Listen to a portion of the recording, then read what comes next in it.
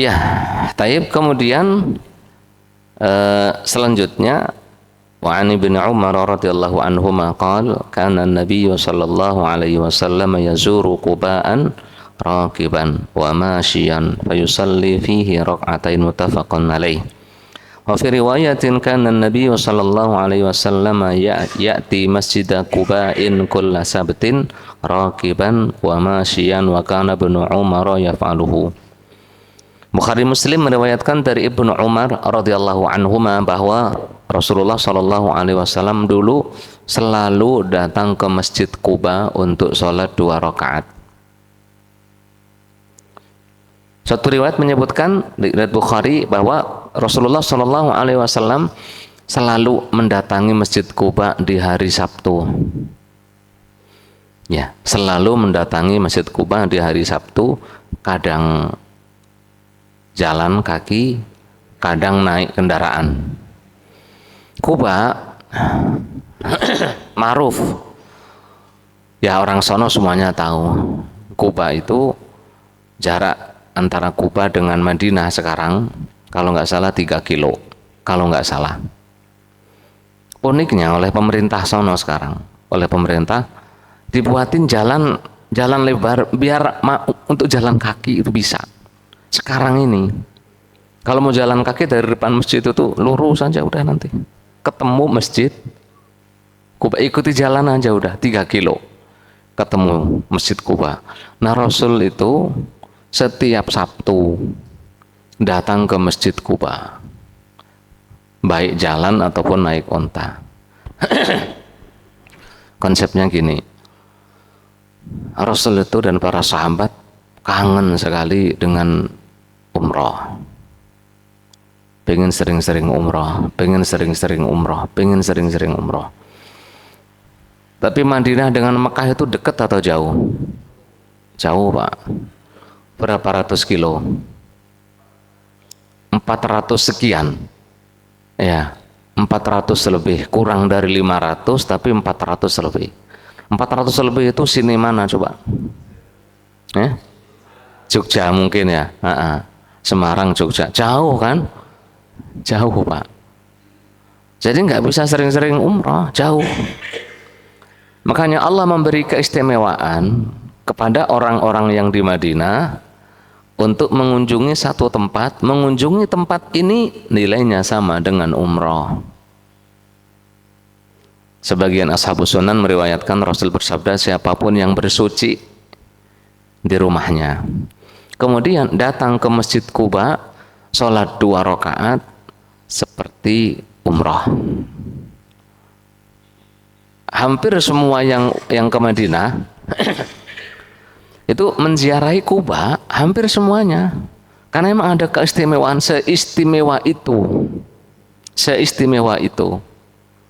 Jadi orang Madinah kalau pengen umrah, dapat keutamaan umrah, datang ke Masjid Quba. Dan pemerintah sono itu ya Masya Allah, dari cuma menampung paling 500 digedein jadi menampung 1000, gedein jadi menampung 3000. Kalau nggak salah sekarang sudah menampung 5000 jamaah. Masjidnya indah, enak, suasananya adem, ayem, dingin. Kalau musim panas ya tetap dingin, ada AC-nya kan ya. Iya, ya datang aja, datang. Nanti yang mau umrah diusahakan bersucinya di hotel. Ya, ke Quba itu kalau bisa bersucinya di hotel.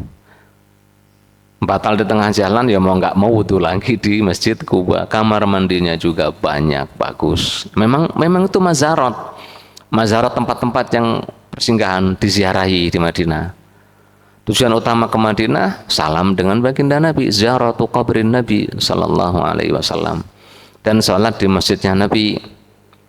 Jadi yang mau umrah, ya kalau di sono meskipun boleh jamak qashar, ya kalau saya meskipun boleh jamak qashar mah pengennya tetap biasa. Pengennya mas sholat 5 waktunya pengennya tetap di masjid Nabi. Wong jarang-jarang ke sono, ya apa enggak? Lah kalau kita safar ke Jawa Tengah, Jawa Timur mah jamak qashar. Lah kalau ke sono mah eman-eman gitu, eman-eman pengennya mah tetap di sono gitu.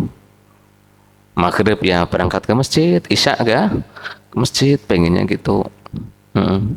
Sholat di masjid Nabi, karena sholat di masjid Nabi pahalanya berapa kali? 1000 kali dibanding sholat di masjid-masjid yang lain.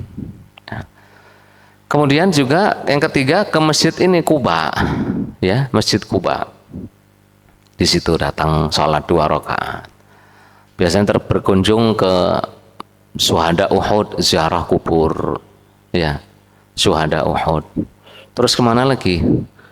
Sekarang banyak sih, ada ke Bi'rul Kharas, ada yang sampai ke apa itu Khandaq, peristiwa perang Nabi yang gali parit, gali lubang panjang itu ada masjidnya gede juga, ke sana juga.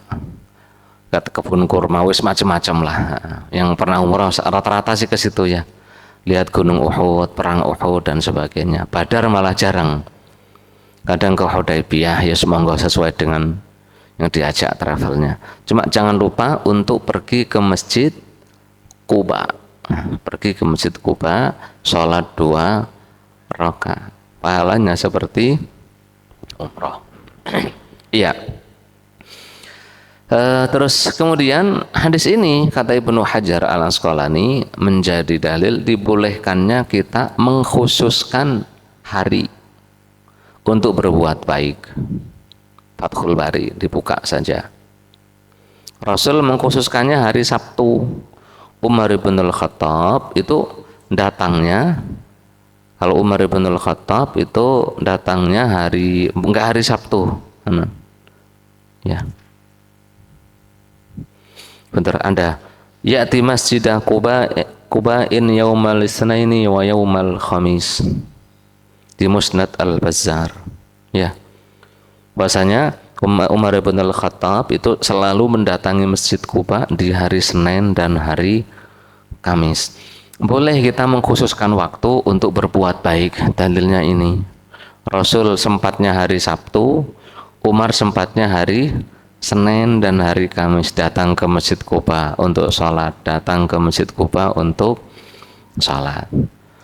Kita punya ritual atau mengkhususkan waktu untuk ngaji.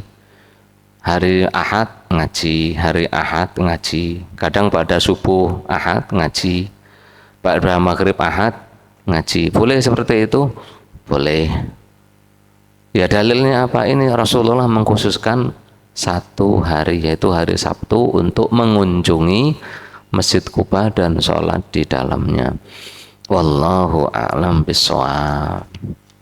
Boleh arisan, boleh menentukan hari untuk arisan atau reuni, ya setahun sekali yuk reuni, monggo. Reuni El Tartil pernah ya kemarin, reuni El Tartil, reuni keluarga siapa, monggo silahkan, tidak apa-apa, asalkan untuk hal baik, bukan untuk hal buruk. Wallahu alam. Dengan ini bab berkumpul dengan orang-orang saleh selesai bab berkumpul dengan orang-orang saleh, berinteraksi, mencintai orang-orang saleh selesai.